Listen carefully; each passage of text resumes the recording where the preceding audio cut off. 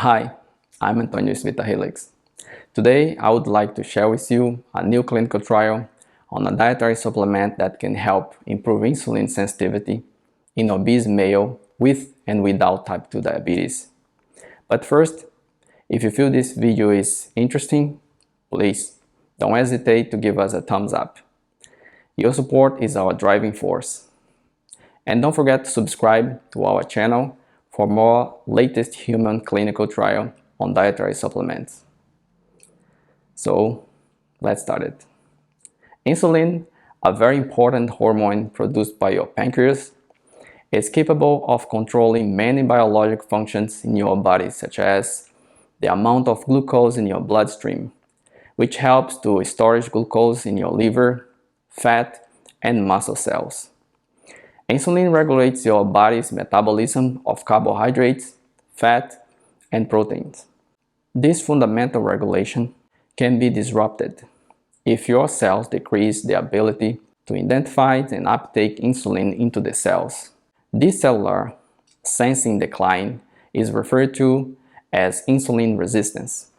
In opposite to that, the cellular sensing improvement is referred to as insulin sensitivity. Insulin resistance can be a silent, progressive condition, and when prolonged, it will lead to a type 2 diabetes. Over time, type 2 diabetes will lead to the higher level of blood glucose, and eventually, this chronic condition will cause disorders of circulatory, nervous, and immune systems. To prevent insulin resistance, therefore type 2 diabetes, heart disease, stroke, and have a long and healthy life, we need to be as insulin sensitive as possible. There are many interventions to your life that you can do and take control of your insulin levels, such as cutting all the sugar and processed food from your diet, exercise more often, having a consistent sleep time, restricting calories, and having some fasting regimen. According to the research, prolonged water fasting for 7 days is a very powerful tool that can greatly improve insulin sensitivity and even reverse type 2 diabetes. Even though I have adopted fasting to my lifestyle for a quite long time, I have to admit, fasting can be very challenging until you get used to it. So, other than all those interventions I just mentioned to you, is there any way to improve insulin sensitivity by just taking a dietary supplement? The answer is yes. And the supplement is L-glutathione. And here is the evidence. A randomized human clinical trial was published in the Journal of Applied Physiology, Nutrition, and Metabolism in 2021. The effect of oral glutathione supplementation was studied in obese participants with and without type 2 diabetes on measure of glucose homeostasis and markers of oxidative stress. The authors tried to figure out, first, if it is possible to improve whole body insulin sensitivity by using glutathione orally. Second, if there is association between the oxidative stress and insulin resistance in type 2 diabetes and obese participants, as reported previously. And if so, can glutathione help to reduce it? With this goal in mind, 20 participants, 10 with type 2 diabetes and 10 obese, were recruited for this study and randomized in a double-blind placebo-controlled manner to consume either 1000 mg of glutathione per day or placebo for 3 weeks. Before and after 3 weeks, insulin sensitivity was measured with a euglycemic clamp.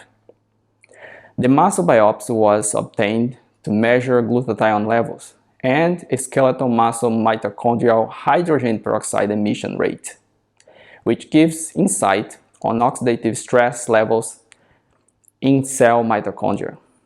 Also, By assessing biomarkers of oxidative damage, 8-OXO-DG from DNA and 8-OXO-GUO from RNA from the urine samples provide insights on the whole body oxidative stress.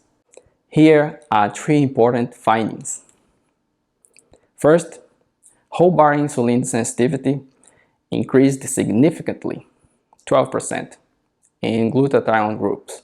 As seen in figure 1a, after the glutathione supplementation, glucose infusion rate normalized to kilogram body weight was significantly increased by 12%, whereas it tended to decrease in the placebo group by 8%.